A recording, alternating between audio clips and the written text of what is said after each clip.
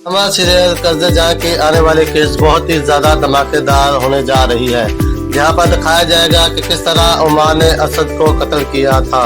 उमर अपने बाप के ताने सुनकर काफ़ी ज़्यादा गुस्से में आ जाएगा।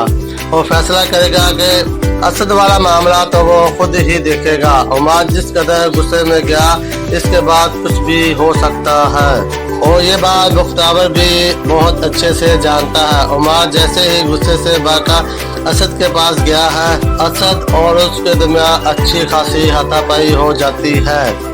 इसी हाथापाई की वजह से उमर के हाथों असद की जान जाने वाली है।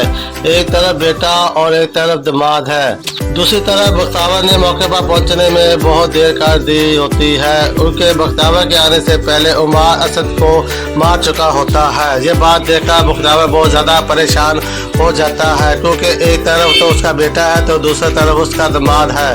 उमर ने अपने बहन का शो असद को कत्ल कर दिया है। मुख्ताबर फोन कर अपनी माँ को बस रहेगा कि एक बहुत ही बड़ी खबर है, बहुत ही बुरी खबर है, मैं घर आकर आपको बताऊंगा।